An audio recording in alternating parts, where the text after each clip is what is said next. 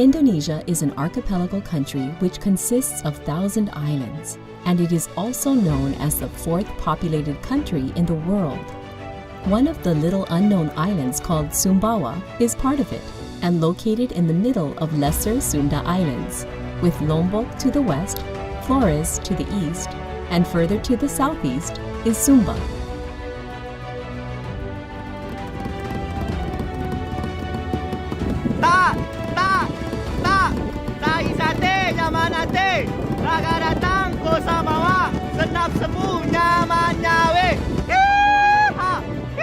Universitas Teknologi Sumbawa, UTS, located in the rural setting area of the city of Sumbawa, has become a comfortable place for learning for students and to become well-rounded and beneficial for the universe. UTS has postgraduate programs in management and also undergraduate programs that consist of 6 faculties: engineering, economics and business, agricultural technology, communication, biotechnology, and psychology. Jadi visi kami ini adalah menjadi rumah pembelajaran yang nyaman dan menyenangkan untuk tumbuh utuh menjadi manusia yang bermanfaat bagi semesta alam. Kami punya visi UTS itu membumi dan mendunia. Jadi kalau saya tuh di demo mahasiswa tuh senang sekali, Bang. Sangat itu bagus senang. Itu. Iya, dan selalu nggak pernah nggak hadir gitu. Jadi nggak pernah kami itu, Bang, dalam hal ilmu menutup-nutupi atau hanya untuk kita sendiri. Assalamualaikum warahmatullahi wabarakatuh. Waalaikumsalam warahmatullahi wabarakatuh. Tribuners, kita kembali dalam program Trilogi, Tribun Lombok, Dialog dan Inspirasi. Pada kesempatan kali ini, kita kedatangan tamu cukup jauh ini dari studio Tribun Lombok, jauh dari Pulau Sumbawa, dan sangat spesial, yaitu Rektor Universitas Teknologi Sumbawa, Bang Hairul Hudaya. Apa kabar, Bang? Alhamdulillah baik. Terima kasih sudah datang di Tribun Lombok. Ini saya mesti salam dulu. Sama-sama. Karena Bang Hairul adalah orang pertama, rektor pertama yang datang di studio kami. Wah. Setelah diresmikan kemarin, seminggu yang lalu, Bang. oleh pendiri UTS. Pendiri kita malah udah kesini duluan ya. Bang Zul, Gubernur Nusa Tenggara Barat. Jadi ini tentu sebuah kehormatan, saya harus katakan bahwa ini sebuah kehormatan bagi Tribun Lombok. Dan inilah kesempatan Bang Hairul harus berbagi inspirasi dengan Tribuners. Nah, ini ada di Mataram dalam rangka apa, Bang? Iya, pertama terima kasih dulu ya, Bang ya. Iya. Jadi Bang Dion kemarin Tribun teman-teman mengundang kami dari UTS juga, tapi mohon maaf waktu peresmian kami ada kegiatan yang lain sehingga nggak bisa hadir. Tapi hari ini saya bisa menyaksikan begitu megahnya studio Tribun Network, dan tentu saja kita ingin supaya lebih banyak kolaborasi lagi ke depan, Bang, dengan ini. Amin, siap. Jadi menjawab pertanyaan Abang, tadi hari ini kami di sini dalam rangka ada 2 hal. Yang pertama adalah ada Rakerwil, Rapat Kerja Wilayah dari LL Dikti di wilayah 8. LL Dikti wilayah 8 ini ada 2, Bang, dari Bali dan NTB. Di Bali itu, pokoknya Bali dengan NTB ini total 105 universitas perguruan tinggi swasta yang ada di sini. Itu yang pertama. Yang kedua, pada saat yang bersamaan kami menandatangani kerjasama dengan 5 universitas di provinsi NTB ini, Bang. Seluruh NTB, ya. Jadi kolaborasi lah, lebih banyak kolaborasi gitu, Bang Dian. Kira-kira apa kerjasamanya? Mungkin bisa dijelaskan ke Tribuners. Ya, terima kasih. Jadi kerjasama kita tidak terlepas dari tugas pokok dan fungsi universitas, yaitu Tridharma Perguruan Tinggi di bidang pendidikan, kemudian penelitian dan pengabdian pada masyarakat. 3 itu. Oke. Ya, Bang. Ini UTS, kalau kami ini umur baru setahun, tapi UTS akan 10 tahun. Betul. Saya ingin Bang Hairul berbagi lah dengan Tribuners ini, karena perjalanan 10 tahun ini tentu ada lika-likunya, tapi bisa diceritakan lah mungkin titik-titik poin penting sampai terus terang hari ini ketika orang sebut tentang UTS, ketika orang googling tentang UTS, sudah sangat terkenal UTS ini. Tentu ini melalui sebuah effort, sebuah perjalanan yang luar biasa. Silakan. Semua bermula itu 10 tahun yang lalu ya. Iya. Pendirinya kita tahu bersama Iya. Dr. Zul. Iya. Beliau ini menurut saya sebagai orang yang punya visi ke depan. Iya. Berawal dari kegelisahan beliau sebagai salah satu putra terbaik Sumbawa yang mengenyam pendidikan di Jakarta, kemudian juga ke Inggris, bahkan ke Amerika. Iya. Melihat daerahnya itu perlu pengembangan yang luar biasa ya. Misalnya yang paling penting itu adalah salah satu indikatornya masalah IPM tadi, Indeks Pembangunan Manusia. Betul. Di NTB ini termasuk yang terendah dari bawah gitu ya. Nah, merasa terpanggil, akhirnya Dr. Zul ini pulang kampung lah gitu ya. Membawa serta. Padahal sudah ini di Jakarta. Beliau sudah 3 periode di sana dan kemudian ya beliau merasa resah gitu ya dan ingin membangun daerahnya. Iya. Itulah awal mulanya. Dulu itu Bang, di Bang Zul tuh sering pernah gitu teman-teman cerita gitu. Walaupun saya tidak mengalami tapi diceritakan. Banyak orang pikir ini orang gila kayaknya ya, mendirikan sesuatu di tempat yang gersang Bang. Iya, tempat ternak ya di sana, tandus. Dan saya lihat dari foto-fotonya, kebetulan ada Pak Dekan ini, Pak Aka yang foto-fotonya beliau ini banyak gitu sejarahnya. Itu tandusnya tuh benar-benar kayak tandus gitu, nggak ada pohon. Tapi kalau Bang Dion sekarang datang ke sana, wah sudah kayak hutan Bang. Hijau luar biasa, sangat memanjakan mata banyak, itu. Iya, dan banyak pohon tumbuh-tumbuhan yang ditanam oleh beliau. Jadi berpikir bahwa 10 tahun ini waktu yang singkat sebenarnya. Ukuran universitas Bang Dion itu sesuatu yang seperti bayi yang berapa hari baru lahir. Karena berbicara masalah universitas, kita lihat di luar negeri itu ada yang ratusan tahun. Harvard University. Kemudian kemarin saya ke University of Pittsburgh, dia dilahirkan tahun 1787. 1787. Indonesia belum ada. Dia sudah ada universitas itu gitu. Jadi kalau dibandingkan sudah ya masih bayi gitu ya. Tetapi alhamdulillah berkat kerjasama kita semua, dorongan yang luar biasa dari yayasan kami di Amas, itu membuat kampus kita kemudian menjadi ya salah satu universitas terbaik sekarang di provinsi Nusa Tenggara Barat. Dan ya kita lihat dari berbagai pencapaian, dari kerjasama, dari akademik, dari mahasiswa. Jumlah mahasiswa kami Bang tadinya cuman ratusan, puluhan bahkan ya, sekarang sudah 5.000 mahasiswa dan termasuk dari berbagai negara. Dari berbagai negara. Tadi kan sudah cerita itu. Akhir dari Prancis malah ya. Ada dari Prancis, dari Mali, dari Pakistan, dari Libanon dan dari beberapa negara yang lain, dari Yaman. Iya.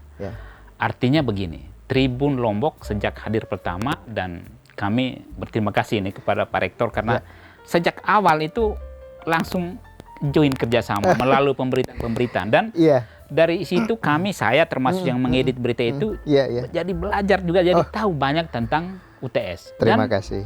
Ada hal yang luar biasa bahwa UTS itu punya diferensiasi. Oke, gitu kampus kampus boleh sama kan, Bang Hairul ya. Betul. Tetapi kalau dalam ilmu marketing, kalau Anda tidak ada faktor pembeda, tidak ada diferensiasi, Anda akan dilupakan. Nah, yang dalam pengamatan ini tolong diklarifikasi. Makanya sekarang berhadapan langsung dengan orang nomor 1 di UTS, saya ingin klarifikasi. Siap Bang. Tetapi yang ada langsung ada di top of mind-nya masyarakat Indonesia bahkan dunia, saya kira itu adalah bahwa UTS itu sesuatu yang berbeda dari Nusa Tenggara Barat, dengan teknologinya itu ya. Jadi dia sesuatu yang berbeda. Saya kemarin ikut Sel Eco Marathon. Nah itu anak buahnya, anak mahasiswanya Bang Hairul ikut loh, walaupun mereka belum hadir di sana. Tapi ketika dia berada di antara peserta dari berbagai negara, dari Korea, Jepang, Vietnam, Singapura, segala macam, itu kebanggaan. Itu sebuah kebanggaan. Jadi itu yang tadi saya mau katakan bahwa ada diferensiasi. Tapi saya ingin ini mesti penjelasan langsung dari Bang Hairul. Apa diferensiasi dari UTS ini? Makasih Bang. Pertama atas kolaborasi antara UTS teman-teman dengan Tribun ini luar biasa erat, dan saya sangat menikmati berita-berita Tribun itu. Memang tadi ngomongin diferensiasi itu memang berbeda. Saya akui wartawan-wartawannya keren lah begitu ya. Saya mohon maaf nih bukannya ingin memuji, tetapi memang itu kenyataannya. Dan saya lihat berita yang diangkat juga baik. Ini dalam rangka begini Bang. Sebenarnya kampus itu tidak akan bisa seperti ini manakala kita tidak melakukan kolaborasi, Bang. Kolaborasi, Dan salah satu kolaborasi mitra yang paling penting ini adalah media. Bagaimana orang-orang di Jawa sana tahu tentang UTS atau di tempat yang lain tahu tentang UTS kalau tidak kita kolaborasi dengan media. Kalau kita mengenalnya dengan Pentahelix, ABGCM, Akademisi Business Government, terus kemudian adalah Community dan Media. Jadi Itu yang pertama ya. Terus saya dapat ilmu dari Bang Zul. Ya.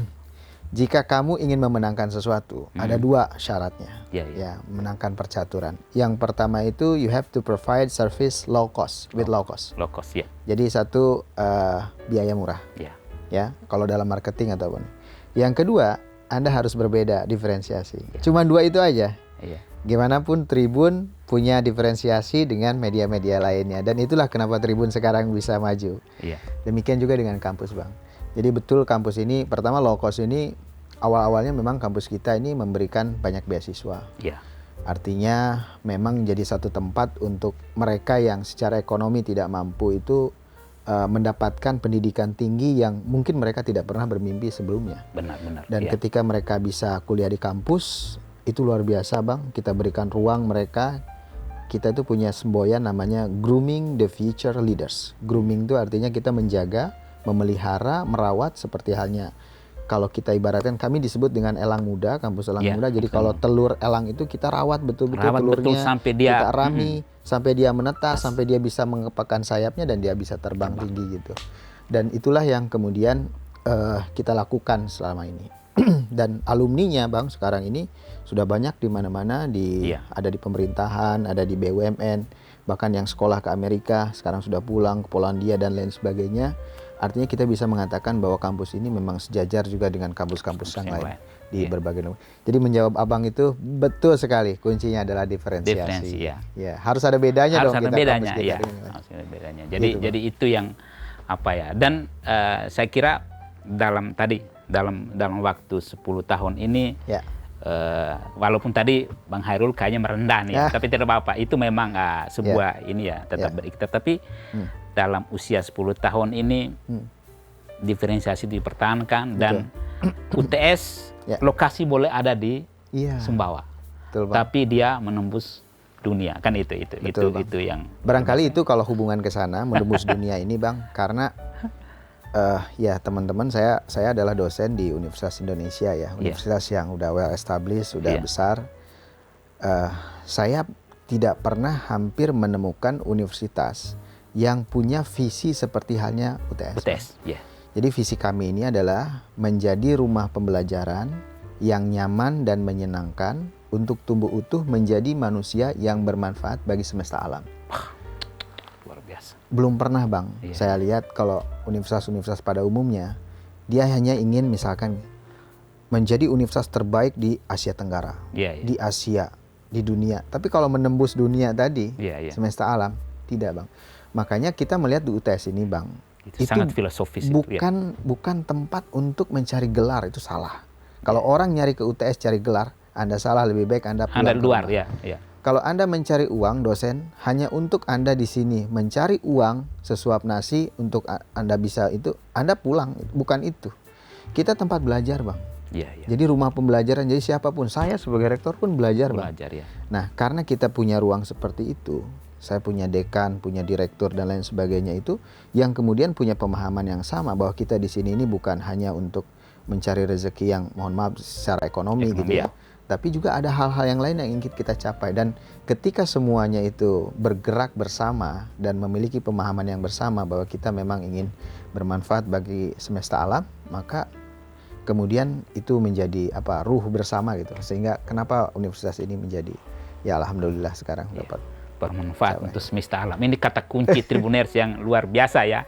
Jadi itu saya kira salah satu yang membedakan UTS dengan universitas lain di NTB, bahkan juga di Indonesia. Nah, ini setelah 10 tahun dan saya kira UTS sudah punya grand strategi, roadmap tidak hanya untuk 15 tahun atau 20 tahun, tapi tentu untuk selama-lama, untuk jangka panjang. Nah, ini mungkin next langkah ini apa nih? Jadi Bang Hairul, ini mungkin pelajaran ya menurut saya bagi kami dan juga mungkin teman-teman yang mendengarkan di podcast ini.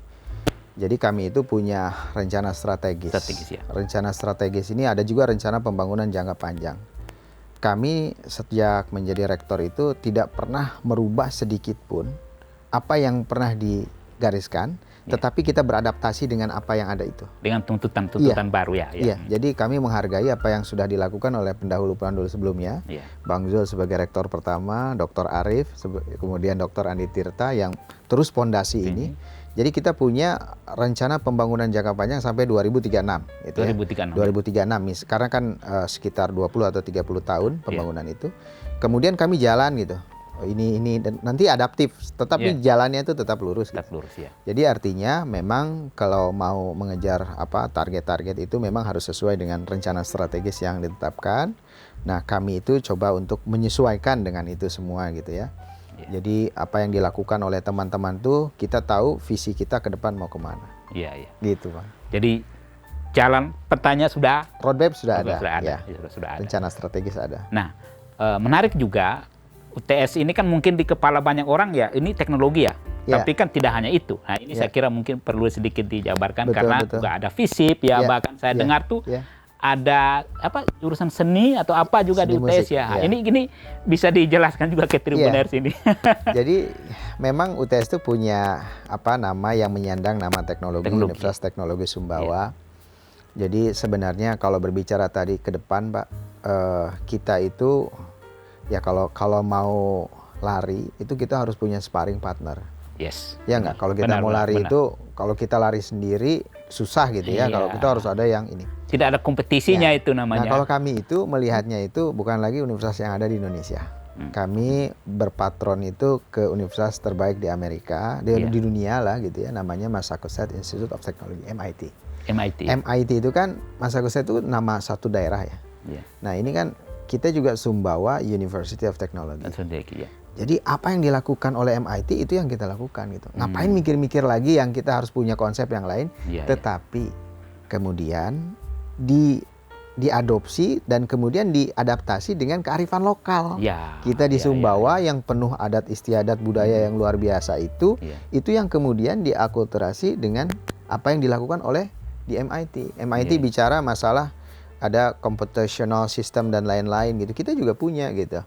Tapi kita lebih kaya dari mereka. Mereka tidak punya yang namanya budaya harapan kebo segala macam kan nggak pernah ada. Kalau kita kaya dengan itu. Nah, bagaimana teknologi itu kemudian bisa kita sesuaikan dengan adat istiadat dan budaya kita. Jadi yang kita luar tetap biasa berpijak pada bumi Itulah. kita. Kami punya visi UTS itu membumi dan mendunia. Jadi kita tidak pernah lupa di mana UTS dilahirkan dan bagaimana UTS memberikan manfaat yang sebesar-besarnya. UTS jangan tercerabut dari Sumbawanya, dari Nusa Tenggara Baratnya, dari Indonesianya. Itu, Bang. Itu, ya kan? Pas sekali ya, Bang. Jadi ini kok persis seperti kami Tribun. Saya harus katakan Tribun, kami punya tagline adalah mata lokal. Mata lokal menjangkau Indonesia, menjangkau dunia. Jadi kalau Kompas atau Induk Kami dan sebagai media lain perspektifnya adalah dari kacamata Jakarta. Betul. Kami dari kacamata Sumbawa. Saya kira sama gitu, Bang. Jadi kami panggungkan ini ke Indonesia. Betul. Dari luar lokal. Biasa. Jadi keren. ada benang merahnya, Bang Hairul ya. Luar biasa. Makanya kan berkembang kan sekarang. Alhamdulillah. Iya. Lalu ini, HUT ini ada acara apa agenda? Mungkin ada 10 tahun nih. Mungkin 10 tahun ini ya tentu saja sebagai sebuah instansi yang sama seperti yang lain juga. Ini momentum yang sangat baik kan, Bang ya. 10 tahun itu satu dekade, satu hal yang patut kita syukuri bersama. Jadi ada banyak kegiatan-kegiatan untuk Disnatalis kita, termasuk diantaranya mungkin ada Appreciation Day gitu ya. Kita memberikan penghargaan kepada mereka yang keluarga besar kita yang sudah 10 tahun gitu mengabdi. Karena dulu dan sekarang beda, Bang, beda sekali. Kalau dulu itu perjuangannya tuh begitu sangat berat sekali dan saya bisa tahu apa yang dilakukan oleh Dr. Zul, Dr. Arif itu luar biasa. Jadi mereka yang sudah dedikasinya besar itu Appreciation Day. Terus ada ya mungkin nanti kegiatan-kegiatan yang lain dari fakultas-fakultas banyak sekali, Bang. Ada Sumbawa Award. Kita ingin memberikan penghargaan kepada insan-insan yang berjasa bagi pembangunan Sumbawa dan NTB pada umumnya gitu. Seperti itu sih. Ya. Nah, ini kan kita punya Mas Menteri nih. Iya, Mas Menteri kita ini kan punya program Merdeka Belajar dan Kampus Merdeka. Betul. Nah, saya ingin Bang Hairul bisa bercerita ke Tribuners ini seperti apa penerapannya BKM di UTS ini? Ya. Ya, barusan juga di Raker Wheel banyak yang berdiskusi, banyak berdebat. Ya, saya cenderung lebih banyak diam karena saya tahu karena ya kami termasuk universitas yang awal-awal menerapkan BKM ini. Ya. Bahkan ketika Mas Menteri melaunching di bulan Januari, jadi launchingnya saya belum jadi rektor saat itu. Saya jadi rektor di bulan Februari. Saya datang ke sini, saya sudah mengambil poinnya. Mas Menteri itu hebat sekali menurut saya, pemikirannya walaupun banyak kontranya gitu ya, banyak yang pendapat kontra itu biasa gitu ya. Tetapi Bang Dion itu pemikiran yang luar biasa dan sangat relevan dengan sekarang, dengan apa yang kita lakukan. Maka kami merubah kurikulum dalam waktu yang singkat, waktu itu sebulan 2 bulan, di bulan Mei sudah siap, bulan Agustus ketika akan kita launching, mahasiswa kami berdemo gitu ya, karena mereka memang belum paham. Berdemo itu karena sempat ada reaksi begitu ya? Oh ada Bang, karena waktu itu kan sedang COVID, sedang tinggi-tingginya, karena program yang kami coba terapkan itu namanya program Merdeka juga, singkatan tapi membangun desa untuk kesejahteraan masyarakat kita. Itu program flagship didukung oleh DPRD, pemerintah daerah dan lain sebagainya. Dan saat itu kondisi kita sedang sangat susah-susahnya Bang Dion. Waktu itu pada saat COVID itu susah sekali, desa itu nggak bisa bergerak dan sebagainya. Saya bisa meyakinkan dan teman-teman meyakinkan bahwa oke, insya Allah nggak ada masalah ini. Justru kita hadir ke desa itu betul-betul membantu. Nah bedanya dengan KKN kan hanya 1 bulan saja. Kalau ini tuh lebih daripada itu dan rekognisinya bisa sampai 20 SKS. Jadi menguntungkan bagi mahasiswa. Sehingga ketika mahasiswa itu lulus gitu ya, kemudian dia bisa cepat beradaptasi apa yang mau dia lakukan. Apakah dia mau jadi pengusaha, apakah mau bekerja, apa mau jadi lanjut lagi ke S2 atau S3 gitu kan, karena mereka baru S1 gitu. Nah ini harus disiapkan dan itu terbukti Bang. Waktu tunggu kerja lulusan UTS berdasarkan tracer study kita itu hanya 3,7 bulan Bang. Cepat sekali. Cepat sekali rata-rata. Iya. Rata-rata itu 6 bulan gitu, atas gitu ya. Kita 3,7 bulan. Jadi kalau September lulus, Oktober, Desember itu sudah bekerja. Bahkan ada yang mereka belum lulus sekarang itu udah langsung bekerja. Banyak yang kayak gitu. Tapi kalau dirata-ratakan sekitar 3,7 bulan. Dan itu berkat menurut saya ada peranan daripada program MBKM yang kita lakukan. Kita ada di desa, ada magang di perusahaan ya. Terus kemudian ada UTS mengajar. Ada program-program yang lainnya. Ada 8 program yang kita berikan kepada mahasiswa kita. Jadi mereka lebih siap untuk Bang. Untuk masuk ke universitas kehidupannya sesungguhnya. Katakan begini Bang. Kita sekarang misalnya ada program magang di Tribun seperti ini. Mereka masih ke semester 5, semester 6 Bang. Ketika mereka ke sini, ke Tribun dan misalnya mahasiswanya Pak Dekan dari FISIP, itu bisa kemudian tahu kan realnya kayak gini. Sehingga ketika lulus itu, dia nggak pelangap-pelongok lagi. Begini tuh seorang kameramen, begini tuh orang ini. Sehingga langsung dia seperti itu. Itu kan luar biasa Bang sebenarnya. Menjebatani kebutuhan dari dunia usaha, dunia industri dengan kampus gitu. Jadi beda benar seperti zaman saya kuliah dulu ya, zaman kolonial kayak saya itu betul-betul kita berada di Menara Gading. Ketika kita selesai itu ya bingung juga ini mau kemana kan, bingung juga. Jadi tidak lebih siap ya seperti itu. Dan itu selama ini di UTS kan praktis tidak ada banyak kendala yang berarti. Atau ada cerita lika-liku selain demo tadi itu apa? Ada jadi, respon? Kalau saya tuh di demo mahasiswa tuh senang sekali Bang. Sangat itu bagus senang. Itu. Dan selalu nggak pernah hadir gitu. Saya selalu ada di tengah-tengah itu karena menurut saya itu perlu dijelaskan. Mereka kurang sosialisasi dan lain sebagainya. Itu diakui bahwa kita kurang itu. Nah jadi lika-likunya yang lain itu biasanya concernnya soal pendanaan. Terus kemudian soal kerelaan daripada dosen untuk merekognisi Bang. 20 SKS loh, itu besar sekali. Besar sekali, betul. Jadi kerelaan itu. Tetapi semuanya karena sudah paham bahwa ini baik dan bagus untuk anak didik kita, sehingga semua itu mengalir begitu aja. Dan kita sering jadi tempat rujukan dari beberapa universitas itu. Ya kemarin ada sahabat-sahabat kami dari STP, Sekolah Tinggi Pariwisata di sini yang belajar kepada kita tentang bagaimana teman-teman itu mengelola MBKM dan kita jelaskan jadi nggak pernah kami itu Bang dalam hal ilmu menutup-nutupi atau hanya untuk kita sendiri. Kita betul-betul apa yang Anda mau tahu tentang kita bagaimana dan lain sebagainya, kenapa UTS bisa maju dan lain sebagainya, itu kami dengan senang hati bisa memberikan apa yang kami punya dan kita juga belajar. Saling belajar lah sebenarnya. Nah itu Tribuners ya. Iya. Bang Hairul katakan bahwa UTS itu sebagaimana semangatnya tadi bermanfaat untuk semesta alam, Iya. tidak pernah pelit ilmu ya, selalu Insya Allah. berbagai. Insya Dan Allah. kalau mau belajar, silakan datang ke Sumbawa. Kami sangat senang, bahkan saya juga bukan hanya mereka kita undang ke Sumbawa Bang, tapi kita juga sering silaturahmi. Ya. Ya memang silaturahmi bisa menambah banyak rezeki. Nah, ini kan terserang program Merdeka Belajar dan segala macam sudah jalan yang bagus sekali. Terus terang ini kami sebagai jurnalis ini kan kadang selalu galau lah kami. Biasalah kalau jurnalis nggak galau itu bukan jurnalis. Bukan jurnalis itu. Ini kan kita berharap nanti ganti menteri jangan ganti lagi ini. Iya. Nah, ini tentu sebagai akademisi itu kira-kira bagaimana pandangan Bang Hairul?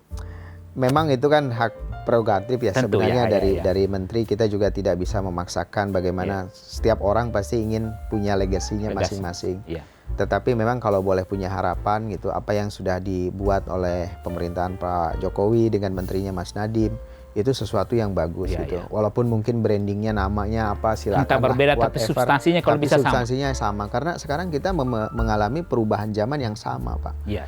Yang berbicara masalah revolusi industri 4.0 ya, society 5.0 itu benar-benar Mas Nadiem itu sebagai menteri dan jajarannya tentu saja sudah memikirkan hal ini gitu, Bang. Dan itu menurut saya satu terobosan yang sangat baik. Sangat bagus. Tapi menurut Bang Hairul, apa sih yang menjadi challenge atau tantangan dalam penerapan MBKM ini? Wah, barusan kebetulan ini barusan hangat soalnya beberapa jam lalu saya di dalam forum itu banyak yang dikeluhkan dari teman-teman semua. Yang pertama kalau saya lihat masih banyak yang belum memahami itu MBKM. Jadi secara konsep itu belum belum masuk nih ya. Belum masuk semuanya gitu. Saya taunya dari mana? Dari mereka cara bertanya dan konten dan sebagainya. Iya, padahal ini sudah berlangsung 2,5 tahun gitu. Jadi menurut saya harus betul-betul dipahami ini. Bahkan sebenarnya ini tuh luar biasa loh, anugerah buat universitas untuk bisa mengembangkan segala potensi yang dia miliki. Mahasiswanya SDM ya, mahasiswa, terus kemudian dosen-dosennya, tendiknya itu untuk bisa kemudian bisa berkembang. Nah, itu yang pertama. Yang kedua itu terkait dengan soal masalah kerelaan untuk bisa merekognisi atau mengkonversi dari apa yang dilakukan oleh mahasiswa kita. Karena begini misalkan Bang. Misalnya ini ya. Kalau ada mahasiswa FISIP, kalau magang di media di Tribun itu udah hal yang biasa. Tapi kalau ada mahasiswa FISIP itu, dia mau magang di perusahaan biji besi misalnya. Di biji besi, dia pengen tahu. Lebih besar itu. Tantangannya lebih besar. Itu boleh diperbolehkan. Tetapi kemudian dari situ apa yang bisa direkognisi atau dikonversi ke kita. Karena Mas Menteri itu menerangkan, ini hak sekali lagi. Hak itu kan bisa dipilih, bisa enggak gitu ya. Hak bagi mahasiswa untuk bisa mendapatkan pendidikan itu di luar program studinya, di luar. Orang metalurgi harus berani keluar dari zona nyaman ya. Orang metalurgi Bang mau belajar fotografi. Harus disediakan gimana caranya orang metalurgi itu bisa tahu tentang fotografi. Maka dia bisa mengambil mata kuliah fotografi di ilmu komunikasi misalnya. Boleh Bang. Ambil mata kuliah itu diajar oleh Pak Aka misalnya. Nah itu boleh seperti itu. Itu harus dibolehkan karena merdeka belajar dia. Gitu ceritanya. Jadi dua hal itu yang menjadi semacam batu kerikilnya lah masih tantangannya. Tapi intinya adalah memang semua orang harus belajar ya. Betul. Harus belajar dan berani berubah. Itu berani. Kita tuh yang tadi saya bilang kadang kita senang di zona nyaman ya. Jadi tidak mau berubah. Mestinya kampus menjadi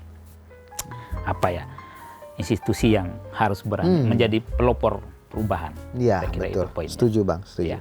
Oke, ini Bang Hairul ini kan PhD-nya soal baterai ya. Ini saya kira harus berbagi juga ke Tribuners ini. Kan sekarang ini sedang menjadi ya lagi trending lah sekarang ini lagi ini nih. Iya Bang.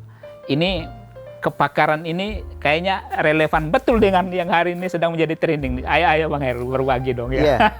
Tapi kalau saya kuliah 5 tahun tentang baterai. Jadi kalau berbagi di sini semuanya kayaknya nggak bisa waktu kita. Nggak bisa. Jadi soal baterai ini Bang memang dengan seiring dengan perkembangan zaman sekarang, satu berkembangnya energi terbarukan.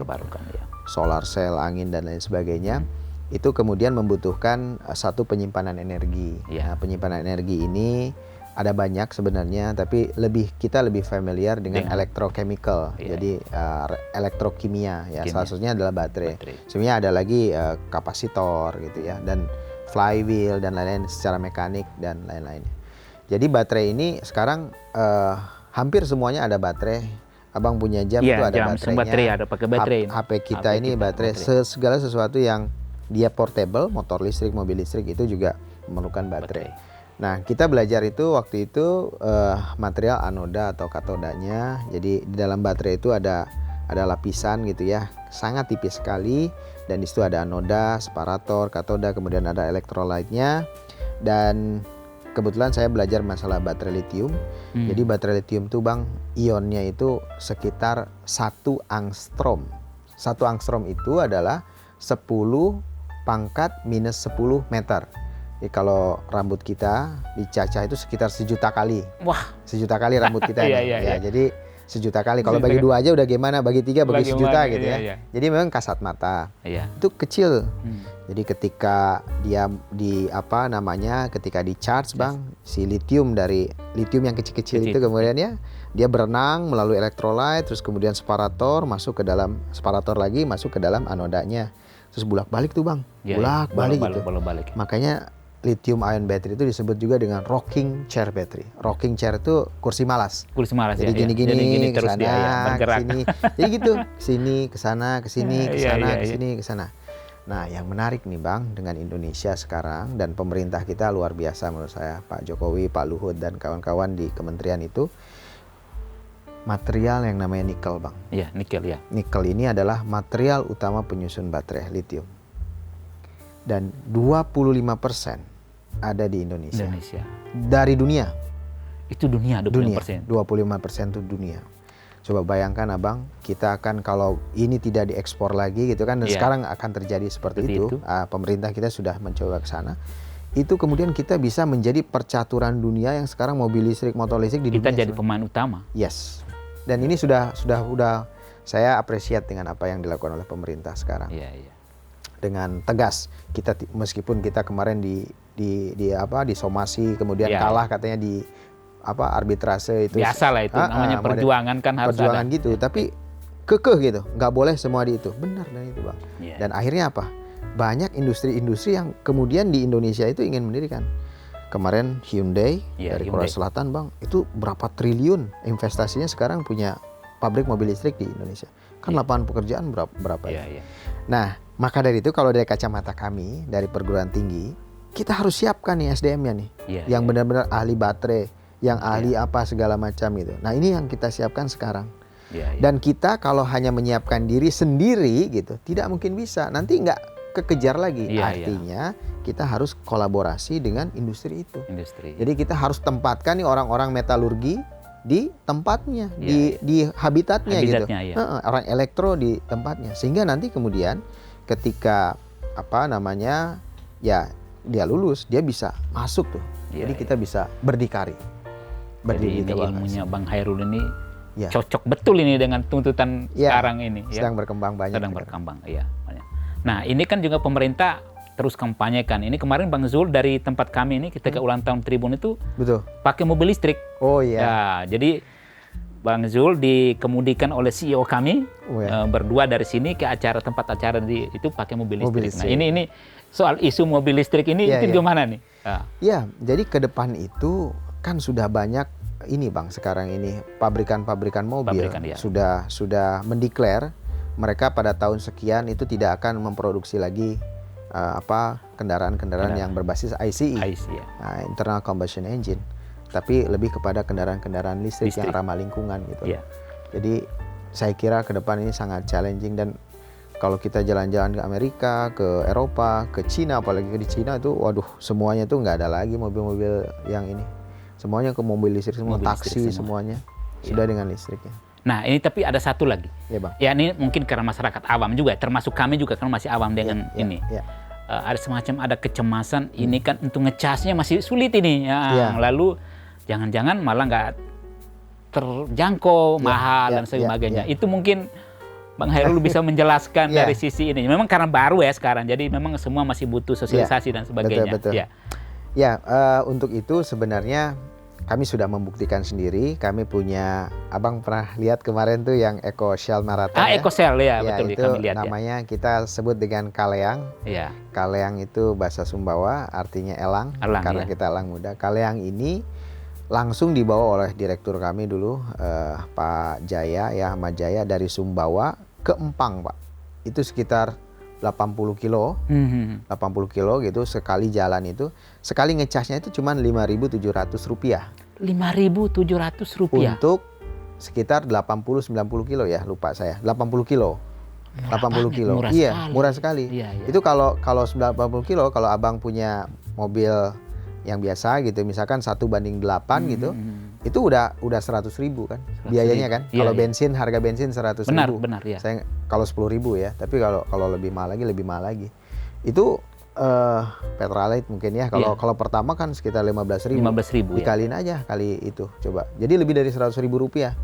5.700 berbanding dengan 100.000 gitu. Iya, Jadi tapi memang tidak bisa apple to apple seperti itu. Saya ingin mengatakan bahwa memang jauh lebih murah. Jauh lebih murah. Dan pada saat dia digunakan memang tidak menghasilkan emisi sama sekali kan Bang ya. Senyap gitu ya. Senyap. Jadi tidak ada emisi gas buang yang dihasilkan gitu dari sana. Ya. Jadi makanya ramah lingkungannya di situ. Tapi kemudian perdebatannya itu kan untuk menghasilkan mobil ini, kan untuk menghasilkan baterai ini butuh energi dan lain-lain. Itu kan sama seperti perdebatan kita juga, ICE juga sama kan, kalau untuk menghasilkan blok mesin dan lain sebagainya itu juga butuh energi yang ini. Saya kira gitu sih perbandingannya. Ini kami sudah buktikan sendiri. Terus kemudian motor listrik kita yang sudah kita bagikan juga ke dinas-dinas itu, dibeli oleh dinas-dinas, itu sangat murah gitu. Sekali ngecas bisa sampai berapa? Rp5.000-an juga jadi. Iya, berarti poinnya memang harus terus-menerus disosialisasikan, diedukasi masyarakat ya, sehingga ini dan rasanya juga memang seiring perjalanan ini yang makin ke sini orang makin familiar dengan itu. Betul. Jadi wajar kalau hal yang baru itu kan orang mempertanyakan, orang meragukan ini seperti apa, karena keluar dari kebiasaan yang lama kan mobil atau kendaraan tradisional lah. Sekarang ini akan dibilang nanti tradisional yang kita pakai ICE ya, seperti itu. Nah, ini berada di Sumbawa nih, meninggalkan Jakarta, meninggalkan apa sih yang asik di sini, Bang Hairul? Asik karena teman-temannya enak. Teman-temannya ya. Makanannya Bang. Makanannya. Iya. Dan budayanya itu yang saya sangat respect dari budaya Sumbawa adalah bahwa mereka sangat respect. Jadi ada satu lawas nih Bang ya. Namanya tuh mana tahu barang kayu, laminto sanyaman ate, banansi sanak parana. Wah, sudah fasih betul ini. Jadi artinya tuh begini Bang. Siapapun orang itu gitu ya, kalau dia bisa membuat hatimu senang, nyaman, gembira, maka itu adalah sahabat yang sesungguhnya. Nah, kurang lebih seperti itu. Jadi saya punya kayak keluarga baru gitu di sini yang saling support, yang saling mendukung gitu ya. Dan itu yang kemudian jadi membuat kita jadi betah gitu. Kan kalau merantau gitu ya Bang ya, di mana bumi dipijak di situ langit dijunjung. Saya kira gitu sih. Oke. Bang Hairul, ini semacam closing statement apa ini? Sekali lagi ini kita diskusi dari tadi luar biasa. Saya ingin menggali lebih banyak sebetulnya, tapi mungkin nanti jadi semacam closing statement. Silakan Bang Hairul menyampaikan tentang UTS tentu atau tentu juga untuk kami ya media. Saya kira perlu juga ada catatan atau apa. Silakan dari diskusi kita ini. Senang sekali saya diundang ke sini sama Abang bersama keluarga besar di Tribun. Tentu sebagai media yang tadi sebagai mata lokal, ini kita punya kesamaan yang sama dan saya berharap kita bisa juga bersinergi terus sama Abang ke depannya. Nah, dalam kesempatan ini bagi siapapun yang mendengarkan, melihat podcast kita hari ini, ya jika ada sanak keluarga atau Anda semua yang ingin melanjutkan pendidikan tinggi gitu ya, silakan bisa memilih kampus kita karena kita punya 31 program studi. 31 program studi. Ada tadi mohon maaf saya belum menjawab, jadi yang ada sosial humaniora juga. Jadi kita tidak hanya berbicara masalah teknologi, tapi juga ada sosial humaniora, ada bisnis, kemudian ada psikologi. yang memang program studi ini sangat unik, dimaksudkan untuk membuat mendukung dan mengembangkan daerah kita sesuai dengan potensi-potensinya. Kita punya program studi pertambangan misalnya, karena kita ngelihat sebenarnya Sumbawa itu kan saya ibaratkan, atau NTB ini emas di atas dan emas di bawah permukaannya. Emas betul. Di atasnya pertaniannya yang begitu bagus, dan di bawah yang di bawahnya literally emas, Bang. Betul-betul emas. Kita lihat sekarang potensi di HUU dengan ada Sumbawa Timur Mining dan kawan-kawan itu yang mengelola tambang, itu potensinya hampir mungkin saya mendekati dengan Freeport yang Freeport sudah dieksplor puluhan tahun, ini masih baru mau gitu. Jadi luar biasa begitu besar kekayaan alam kita. Nah, sekarang kekayaan alam yang begitu besar itu tidak akan mungkin bisa dimanfaatkan sebesar-besarnya kemakmuran rakyat manakala tidak diisi oleh SDM yang berkualitas. Dan UTS punya tanggung jawab itu untuk mengisi SDM yang berkualitas untuk pembangunan negara kita. Wah, kira gitu. Luar biasa. Demikian Tribunet, saya kira Anda sudah mendengar ada banyak inspirasi, ada banyak sekali pesan-pesan yang menarik yang telah dibagi oleh Bang Hairul. Ingat selalu UTS ya. Jadi kalau ada yang ini tidak perlu khusus untuk di Nusa Tenggara Barat, tidak perlu berpikir harus ke Jawa, harus kemana. Datang dan studilah di UTS. Bang Hairul, terima kasih banyak. Ini sebuah kesempatan yang luar biasa telah berbagi dengan Tribunes, berbagi dengan kami. Siap. Dalam kesempatan yang singkat ini saya rasa istimewa sekali. Sekali lagi terima kasih banyak. Sama-sama, Bang. Ini langsung balik ke Sumbawa atau masih di kita langsung ke Sumbawa ini luar biasa di tengah waktu masih terima kasih. Terima kasih banyak. Kita undang juga Tribun Bang Dion ke UTS ya. Siap. Mudah-mudahan satu waktu saya ke sana. Siap. Terima kasih. Terima kasih sudah nonton. Jangan lupa like, subscribe, dan share ya.